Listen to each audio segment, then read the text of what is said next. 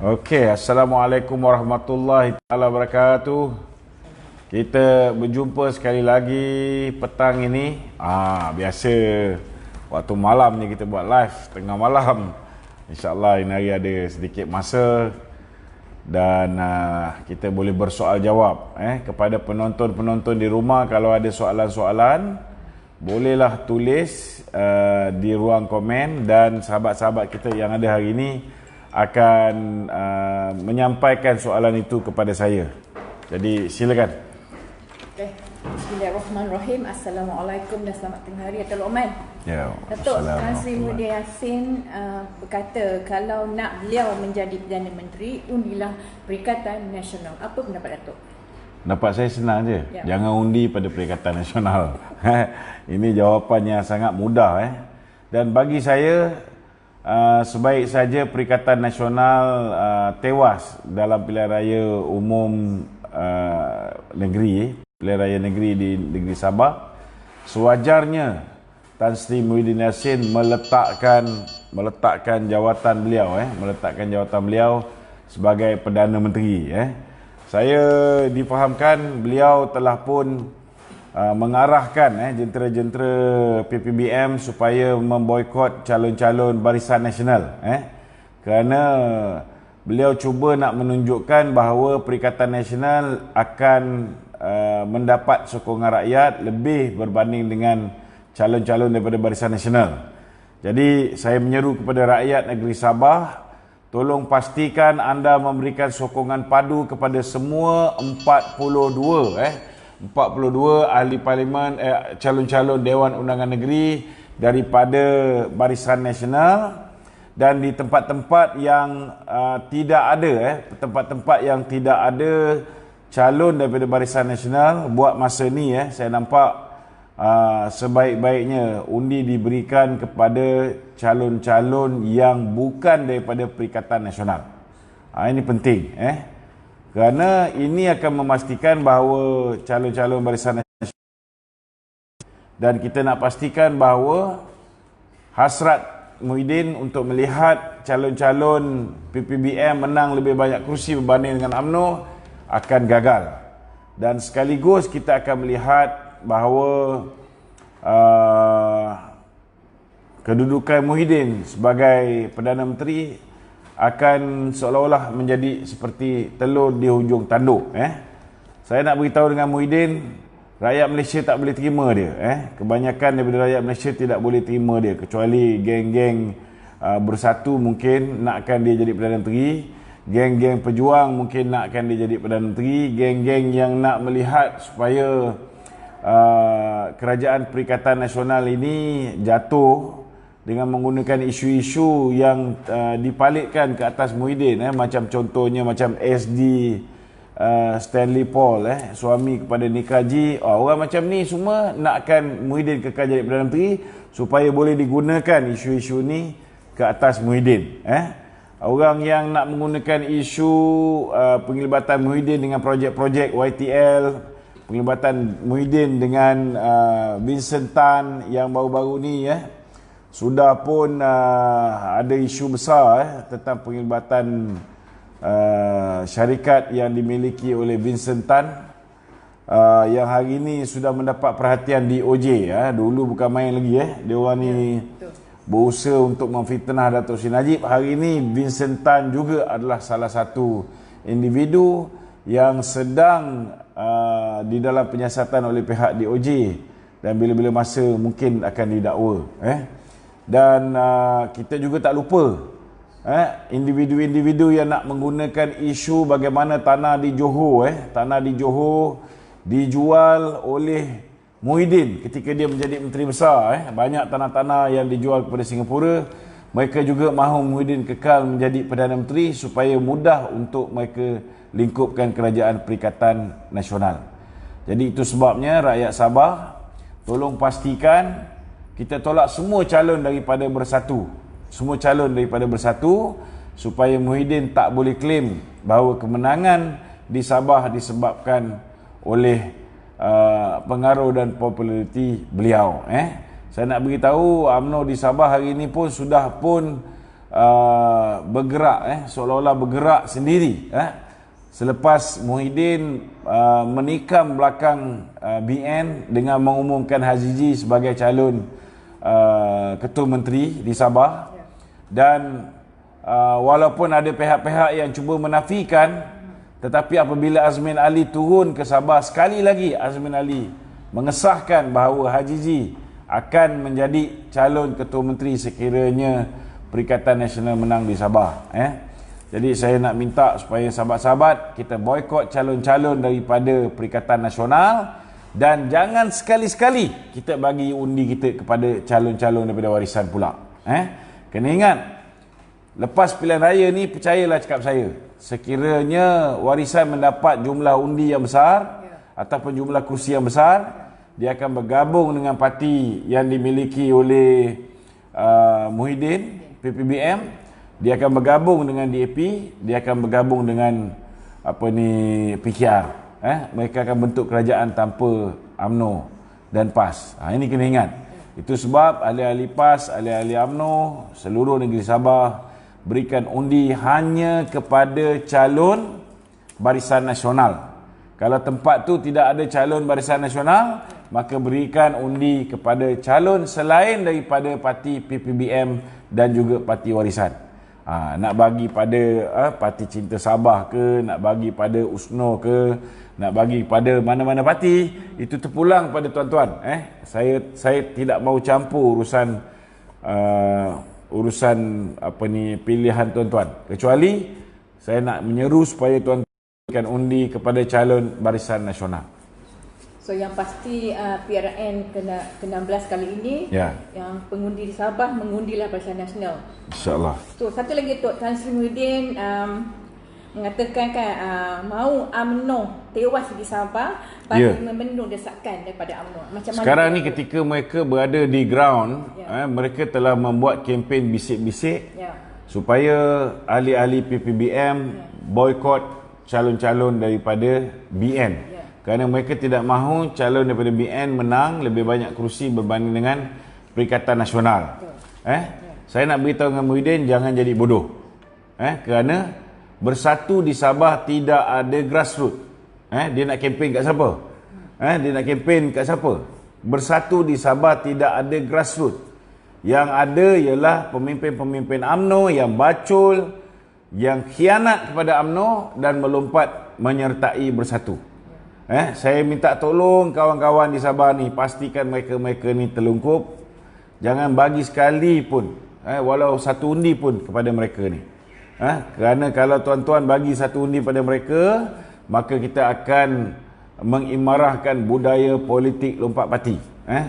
Perbuatan lompat parti ni kita harus hentikan segera. Saya tak faham kenapa sampai sekarang ni akta lompat parti ni masih belum boleh diluluskan di Parlimen.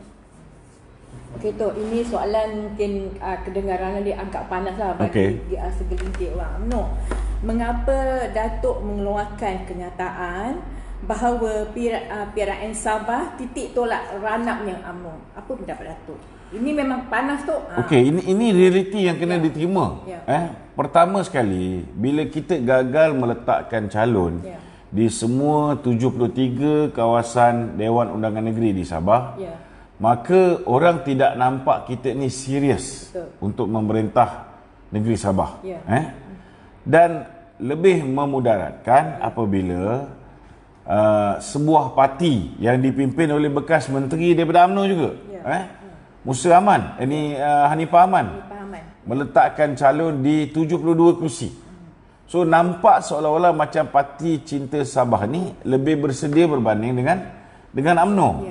Dan tindakan Musa Aman ni dan tidak dinafikan juga, beliau juga boleh dilihat sebagai seorang tokoh yang berwibawa untuk diangkat menjadi Ketua Menteri Sabah. Maka ini sedikit sebanyak akan memberikan kesan kepada keputusan pilihan raya. Saya yakin bahawa parti Musa Aman ni boleh memenangi, Hanifah Aman ni boleh memenangi jumlah kursi yang agak signifikan, tapi tidak boleh membentuk kerajaan bersendirian. kesilapan UMNO ialah bila dia tidak bertanding di semua kerusi. Itu yang silapnya lah. Jadi orang yang dah gairah untuk mengundi Barisan Nasional, dah bosan dengan warisan kan, dan tak termakan. Ada setengah-setengah orang yang termakan dengan apa yang dipanggil sebagai slogan Sabah untuk Sabahan. Kan? Ada setengah-setengah orang termakan dengan apa yang dipropagandakan oleh Syafiee Apdal, malah Hanifah Aman juga menggunakan slogan Sabah untuk Sabahan ini. Kan? Jadi kalau bagi mereka yang tidak termakan dengan slogan ini, mereka melihat kemampuan Barisan Nasional sepanjang tempoh 61 tahun memerintah. Tolak Sabah lah, Sabah bermula daripada 1963, 16 September. Mereka boleh lihat bahawa lebih banyak kemajuan, lebih banyak pembangunan dilaksanakan zaman pemerintahan Barisan Nasional. Jadi mereka ni tak ada masalah walaupun tak ada slogan Sabah untuk Sabahan, tetapi mereka masih lagi mahukan Barisan Nasional. Tetapi bagi kawasan-kawasan yang Barisan Nasional tak bertanding, yang ini ramai yang menjadi gundah gulana. Mereka tak tahu nak undi siapa. Kan? Takkan nak bagi undi pada warisan. Kan? Ada setengah-setengah tempat memang warisan boleh dikatakan memang kubu dia, macam sempurna dan sebagainya. Tapi ada rakyat Sabah yang lain yang mahukan Barisan Nasional, tapi Barisan Nasional tidak ada. Maka mungkin mereka akan memberikan undi mereka kepada calon-calon daripada PCS ataupun Parti Cinta Malaysia, Parti Cinta Sabah. Dan ini akan menyebabkan saya menjangkakan dalam pilihan raya negeri ini ada kemungkinan besar akhirnya Barisan Nasional juga mungkin akan menang tipis, dan kemungkinan besar juga akan kalah tipis. Jadi saya menjangkakan ada kemungkinan besar akhirnya selepas pilihan raya negeri Sabah, mereka terpaksa membentuk kerajaan bersama dengan Parti Cinta Sabah. Kenapa saya berkata begitu? Kerana saya menjangkakan Parti Perikatan Nasional, PPBM khususnya, akan kalah teruk. Tetapi disebabkan mereka ada kerusi, maka mereka akan demand jawatan Ketua Menteri daripada Barisan Nasional. Kalau kita bagi pada mereka menjadi Ketua Menteri, maka seperti biasa apa yang berlaku hari ini, kita ada 42 kursi di peringkat federal. Muhyiddin hanya ada 7 kursi yang dia menangi, yang menyokong dia. Dia curi 16 daripada UMNO, dia curi 9 daripada PKR, dan akhirnya dia menuntut jawatan Perdana Menteri. So benda yang sama akan diulangi, dan mereka pun sudah mengesahkan bahawa Haji G yang hanya bertanding 29 kursi berbanding dengan BN ada 42 kursi, dia sudah announce Haji G sebagai Ketua Menteri. Jadi sampai bila kita ni nak diperintah oleh bangsa minoriti ni? Ini sebenarnya bangsa minoriti, bukan Cina, bukan India, bangsa minoriti. Bangsa tak sedar diri ni menang kursi kecil tapi nak jadi pemerintah kepada yang majoriti. Yang ini yang kita kena elakkan daripada berlaku. Jadi kenapa saya kata tindakan UMNO tidak bertanding di 73 kursi ni membawa kebinasaan, membawa malapetaka. Sebabnya akibat daripada kita tak meletakkan calon di semua kursi, maka ianya membuka ruang kepada semua pihak yang nampak tidak ada calon yang kredibel selain daripada calon-calon Barisan Nasional. Jadi itu sebabnya banyak calon-calon bebas bertanding. Yang tu yang jadi sampai 16 penyuru, 11 penyuru dan sebagainya. Cuba bayangkan kalau misalnya Barisan Nasional mengambil keputusan untuk bertanding semua 73 kursi. Ada tak orang merasakan bahawa ini kandidat anytime saya je kita boleh lawan, sebab BN tak bertanding? Tak ada. Tapi bila kita tak bertanding, maka ianya membuka ruang. yang lebih membahayakan bila ada satu parti lain yang bertanding hampir semua kursi kecuali satu kursi dia yang dia tidak ada calon. Jadi bagi saya kebinasaan apabila kita terpaksa tunduk dengan PPBM selepas pilihan raya. Maknanya kalau UMNO nak jadi ketua menteri tanpa persetujuan daripada komponen, tanpa persetujuan daripada PBM, tidak akan berjaya. Tak mungkin boleh jadi ketua menteri. Kan? Kecuali Allah Ta'ala punya kerja, semua 42 kursi menang. Kan? Itu pun kita kena mengharapkan ihsan kawan-kawan daripada PPBM, daripada daripada BN. Kalau semua kursi menang, mereka ni bersama dengan kita, tak lari. Kena ingat, bila bertanding 42 kursi, tiba-tiba berlaku insiden macam 2018, 6 orang tarik diri. Bukan tarik diri, lompat parti. Daripada UMNO melompat pergi ke warisan. Maka tumbang kerajaan Barisan Nasional di bawah pimpinan Datuk Seri Musa Aman. So kita tak nak benda ni berlaku. Itu sebab saya cakap ini malapetaka bila tak bertanding semua kursi.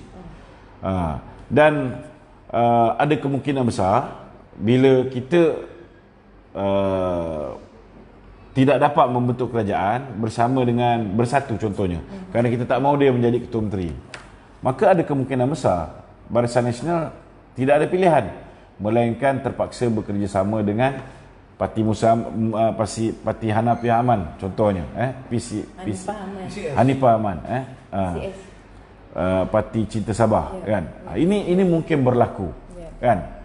Itu sebab saya kata malapetaka mungkin berlaku. Dan sepatutnya apa yang berlaku hari ini menjadi pengajaran supaya pilihan raya umum yang akan datang mereka mengambil keputusan untuk bertanding di semua kursi. Okey, satu lagi Tok, ini soalan daripada saya. Mungkin ketika inilah kan PRN Sabah hanya tinggal seminggu lagi. Saya rasa warga Sabah masih terbelenggu lagi dengan dengan masalah akan datang ni. Pada Datuk kata mungkin kita dapat kursi bebas 56. Jadi kalau kita yang setengah daripada bahagian UMNO, orang UMNO, dia tak, orang kata tak sesungguhnya.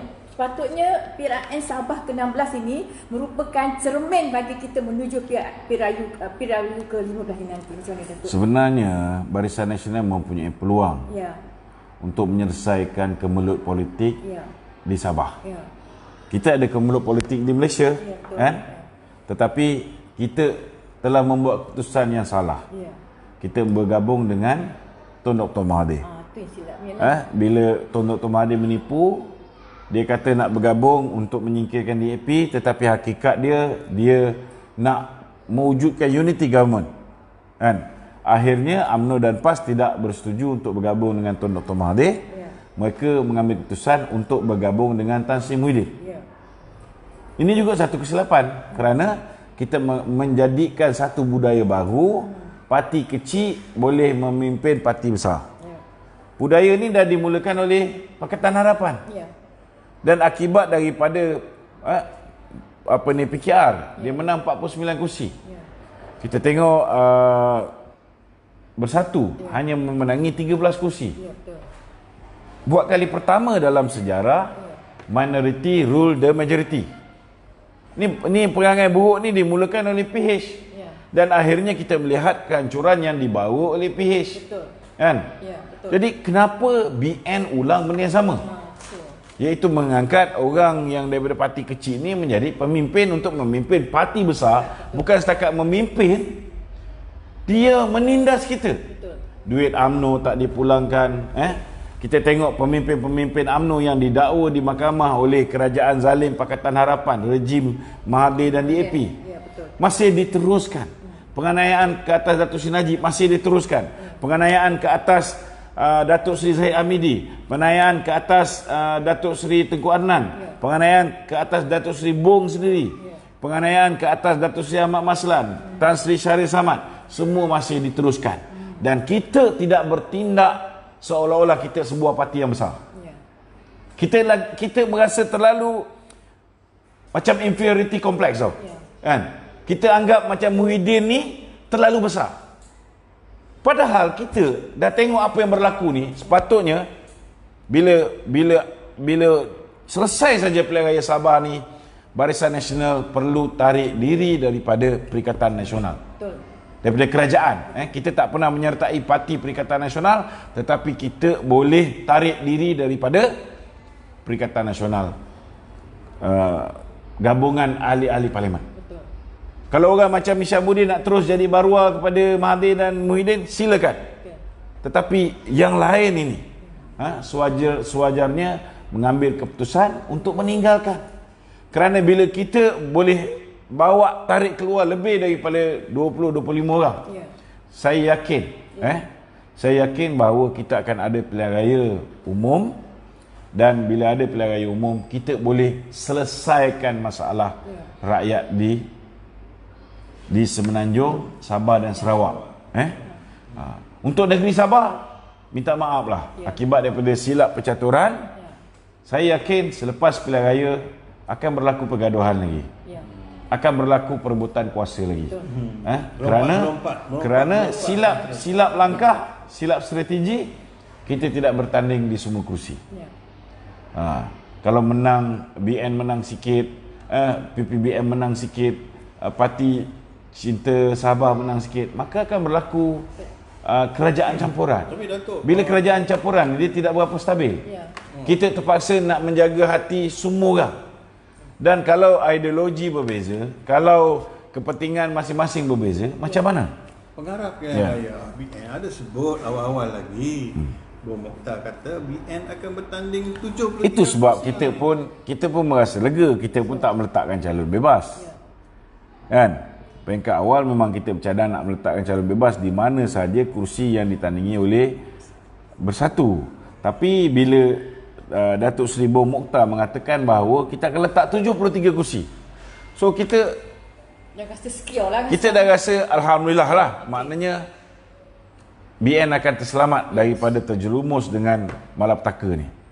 Tiba-tiba di saat akhir sehari sebelum, kita mendengar mereka memberi laluan 29 kursi kepada calon-calon daripada PPBM. Apa nak buat? Dah terlambat. Ya. Adakah ini ada orang kata agenda di sebaliknya, Datuk? Kita tak tahu tu politik macam mana. Bagi saya simple.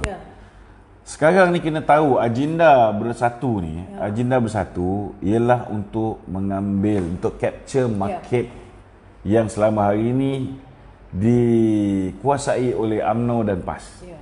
Iaitu kaum Bumi Putra. Betul. Kalau mereka masih kekal di dalam PPBM, di dalam Pakatan Harapan, mereka tahu bahawa pilihan raya umum yang akan datang mereka tidak boleh dapat undi dan sokongan daripada orang Melayu. Jadi untuk dapat undi dan sokongan orang Melayu, mereka perlu meletakkan Trojan horse mereka. Muhyiddin adalah Trojan horse kepada Mahathir. Mereka hantar Muhyiddin, konon-kononnya bergaduh dengan Mahathir. And then Muhyiddin pecat Mahathir. Tapi sebenarnya dia hanya baru Mahathir. Dia hanya budak suruhan Mahathir. Sama juga dengan Syed Saddiq. Ya, betul. Kita boleh tengok Syed Saddiq buat parti, kenapa dia tak bersama dengan Mahathir? Kerana Syed Saddiq diarahkan oleh Mahathir untuk capture market orang muda yang moderate ni. Ya, betul. Itu sebab kita tengok kesalahan-kesalahan yang dilakukan oleh Syed Saddiq. Contohnya dia ada report SPRM, dia ada report polis, berhubung kehilangan duit 250,000, akhirnya berjumpa dengan 400,000, akhirnya mengesahkan bahawa duit sejumlah 120,000 daripada dana yang sepatutnya diberikan kepada usahawan-usahawan muda masuk ke dalam akaun peribadi dia. Semua ni SPRM dah cukup untuk buat tuduhan ke atas Syed Saddiq. Tetapi kenapa sehingga hari ini masih tak lagi jalankan lah. Muhyiddin tidak mahu tindakan diambil ke atas Syed Saddiq? Kena tahu ni tujuan dia, kena faham. Ianya adalah satu grand design besar Mahathir. Syed Saddiq adalah sebahagian daripada perancangan tersebut. So itu sebabnya bila kita ada Perdana Menteri yang hanya boneka, boneka kepada Mahathir.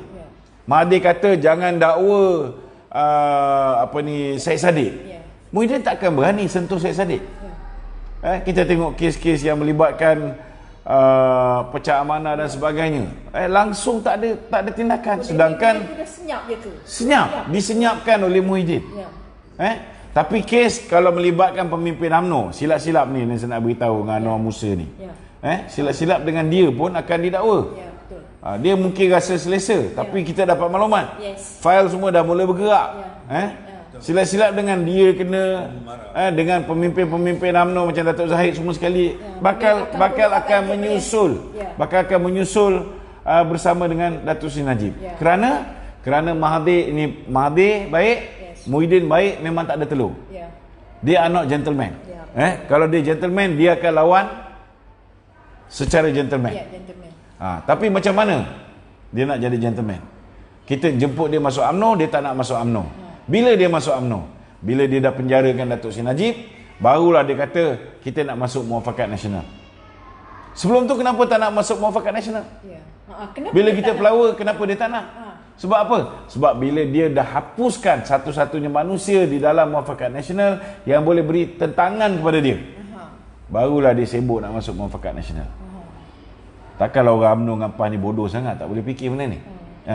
Ini sepatutnya diteliti. Setiap pergerakan Muhyiddin, setiap pergerakan Hamzah Zainuddin, benda ni sewajarnya boleh dibaca. Kalau tak boleh baca benda ni, itu yang kita daripada hari ke hari asyik membuat keputusan-keputusan yang silap, yang akhirnya merugikan Barisan Nasional, merugikan UMNO. Betul. Datuk, saya pun dapat ceritakan keadaan politik kita sekarang. Rakyat yang di luar ni dah mulai muak tu oleh kerana kepimpinan yang di atas. Memang dah sebab nak dikatakan netizen ke daripada akar rumput pun bukan bodoh-bodoh Datuk. Dia kadang mengatakan dah boring, dah bosan dengan politik kita ni. Asyik bergaduh. Itu sebabnya saya nak beritahu, kita kena ingat, sebaik saja kita tewas dulu, kita difitnah teruk. Betul. Kita difitnah teruk, kita bangkit, kita bangkit daripada jalan raya. Kita bangkit daripada jalan raya. Betul. Kita turun ke bawah. Mereka bicara soal rasuah, salah guna kuasa. Kita expose semua sekali rasuah yang mereka lakukan, salah guna kuasa yang mereka lakukan. Rule of law bertukar menjadi law of the jungle. Kita dedahkan, kita beri kesedaran pada rakyat. Kita lihat bagaimana di bawah pemerintahan kerajaan rejim Mahathir dan DAP, hak istimewa orang Melayu hancur. Kita lihat bagaimana Islam diperlekeh, Islam diperkotak-katikkan. Kita lihat bagaimana bahasa Melayu sebagai bahasa kebangsaan diperleceh khususnya oleh pemimpin-pemimpin DAP. Kita juga lihat tidak pernah dalam sejarah Yang di-Pertuan Agong. Yang di-Pertuan Agong pun lari. Kalau pelabur dah lari zaman Pakatan Harapan tu, memang kita tahulah. Mana taknya Doraemon yang diletakkan menjadi Menteri Kewangan. Sokong komunis, sokong komunis, sokong cimpeng. Tetapi tak pernah kita jangkakan term ataupun tempoh 5 tahun Yang di-Pertuan Agong akhirnya jadi hanya 2 tahun. 2 tahun. Yang di-Pertuan Agong Sultan Muhammad ke-5 pun lari. Tak mahu jadi Yang di-Pertuan Agong di bawah pemerintahan Pakatan Harapan. Itu pun kita buta lagi tak nampak ke? Jadi kita dah bangkitkan semangat ni. Macam Prof cakap tadi, kita ada ICERT, kita ada kita turun dalam perhimpunan ICERT, perhimpunan Penyatuan Ummah, beratus ribu rakyat berhimpun. Momentum dah cukup cantik. Kita menang 5 pilihan raya. Saya yakin kalau selepas Batu Sapi kita lihat orang India, orang Cina di Tanjung Piai, orang India, orang Cina pun dah tak percaya lagi dah dengan penipuan yang dilakukan oleh DAP. Kita punya peluang cukup cerah. Tiba-tiba bila Mahathir dah tersentak ke dinding, kita dah buat dia TKO, tiba-tiba ada pula makhluk yang pergi bagi oksigen dekat Mahathir. Masalahnya Dapat dia bernafas kejap, lepas tu oksigen ni disambungkan, bukan dipulangkan kepada kita. Disambungkan pula oksigen kepada Muhyiddin. Padahal ada nampak muka Muhyiddin di ISET? tak ada. Tak ada. Ya. Ada nampak muka Muhyiddin di Himpunan Penyatuan Ummah? Tak ada. Ada nampak muka Muhyiddin membela nasib orang-orang Melayu? Tak ada. Perhimpunan Bersih Muhyiddin ada? Ada. Betul lah? Ada. Bila penindasan dilakukan ke atas orang Islam, Muhyiddin ada? Ada. Siapa Menteri Dalam Negeri? Siapa Menteri Dalam Negeri ketika tu? Dia. Betul lah? Bila undang-undang diperkosa, polis digunakan, benda yang terang-terang, contohnya kes isu Azmin Ali, ada video, kita tengok di bawah Menteri Dalam Negeri mana yang polis tiba-tiba buta. Bukan polis semua, polis yang bawah ni semua okey, yang Bahalul yang tu seorang je tu, kan? Boleh jadi kabur penglihatan dia. Siapa jadi Menteri Dalam Negeri? Muhyiddin. Dia melindungi. Dan orang ni pula nak cerita soal moral, nak soal integriti. Bullshit. Minta maaf cakap. Jadi hari ni, dalam keadaan kita dah molek dulu, kenapa dicacatkan Muafakat Nasional ni dengan bersenggama bersama dengan Muhyiddin? Kenapa? Hari ni saya nak cakap terus terang, pemimpin BN hari ni, terutamanya Datuk Zahid, dia perlu bertanggungjawab ke atas apa yang berlaku di Sabah. Cuma saya masih mendoakan, semoga Allah Ta'ala berikan bantuan kepada Muafakat Nasional dan BN, supaya tak kira lah apa kerosakan yang dibuat oleh mereka ni, saya mengharapkan supaya BN menang. Tetapi jadikan Sabah ni satu pengajaran. Betul. Kan? Selepas saja pilihan raya, sewajarnya kita tarik diri daripada Kerajaan Perikatan Nasional. Kalau nak jadi menteri, Presiden boleh bagi jaminan 7 orang ke 8 orang yang jadi menteri sekarang ni, semua akan kekal menteri. Bagi jaminan. Hilang sekejap menteri, tak apa. Kan? Lepas kita memerintah nanti, bagilah jadi menteri balik. Lebih ramai boleh jadi menteri. Kalau hari ni semua jawatan-jawatan menteri utama ni semua diberikan kepada PPBM, selepas ini kita boleh ambil balik menteri-menteri yang penting ni, bagi pula kepada pemimpin UMNO, pemimpin PAS. Tak perlu hanya macam hari ni jadi menteri cak ayam macam KJ kan. Kementerian yang KJ jaga tu dulu menteri yang paling muda di AP. Siapa nama dia? Teo Ni Ching. Bukan. Ini apa ni? Yo Biyin. Yo Biyin. Menteri Sains, Teknologi dan Alam Sekitar. Kementerian dia tu, menteri DAP muda, junior. Kementerian ni dipecah 3. Satu dibagi kepada timbalan Presiden PAS. Orang yang paling tinggi jawatan dalam PAS yang ada dalam kerajaan. Tuan Ibrahim Tuan Man jadi Menteri Alam Sekitar. Sebahagian lagi tugas bagi kepada Ketua Perangan UMNO dulu, Dr. Samsul Anwar Nasrallah. Dan kemudian bagi kepada KJ, Menteri Sains. 3 kementerian ni dulu 1 orang perempuan, budak muda je yang jaga. Ini akibat dia, benda akibat daripada silap percaturan. Itu sebab saya mengharapkan kan, kita lupakan apa yang lepas. Selepas pilihan raya ni, buka buku baru. BN kena kembali berdiri di atas kaki sendiri. Itu penting. BN perlu kembali berdiri di atas kaki sendiri. Ajaklah PAS tu untuk menyertai BN. Lepas pilihan raya ni, untuk berhadapan dengan pilihan raya bulan 10, bulan 11 ni, kita bertanding semua sekali termasuk PAS atas lambang Barisan Nasional. InsyaAllah kita boleh menang pilihan raya. Tapi kalau nak bagi kursi kepada Bersatu, minta maaf lah kalau akhirnya kita terpaksa membuat keputusan, kita akan buat kerja yang Zahid tak boleh buat. Saya akan ajar Zahid macam mana cara nak jadi pengurusi ataupun presiden. Saya akan ajar dia. Tok, ini tadi ada orang bertanya mungkin dah jauh dengan Sharif Sadam. Dia kata kenapakah di PRN Sabah diletakkan calon-calon muda yang rakyat tak berapa kenal? Soalan dia tadi. Dia dah terlepas pandang ni. Tak, kita kena terima hakikat kan. Memang betul calon-calon Barisan Nasional muda. Tapi kena ingat, orang lama ni, orang lama yang sebelum ini diamanahkan oleh ahli-ahli UMNO menjadi ketua bahagian, mereka meninggalkan parti. Akibat dihasut oleh Hishamuddin, mereka melompat pergi ke Bersatu. Last kali Hishamuddin tak lompat. Selepas menang Cameron Highland, dia tarik handbrake. Itu yang ramai marah, termasuklah Ustaz Syahabuddin daripada Tasik Gelugu. Dia marah sebab dia dihasut oleh Hishamuddin untuk menyertai Bersatu. Akhirnya dia tarik handbrake. Dia tak masuk. Orang-orang ni dah terbongkang termasuk Bersatu.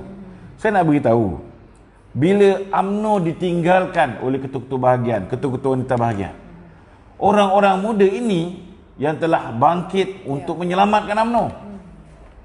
Jadi kita beritahu dengan rakyat di Sabah, jangan risau walaupun mereka tidak dikenali. Lebih baik kita pilih orang yang tak dikenali tetapi setia pada parti daripada orang yang dikenali akhirnya memusnahkan parti, mengkhianati parti. Betul. Ini kena penting. Itu soalan daripada Sharif Sadam lah dia bertanya tadi. Tu ada lagi soalan? Okey. Okey, cukup kot. Harapan kita.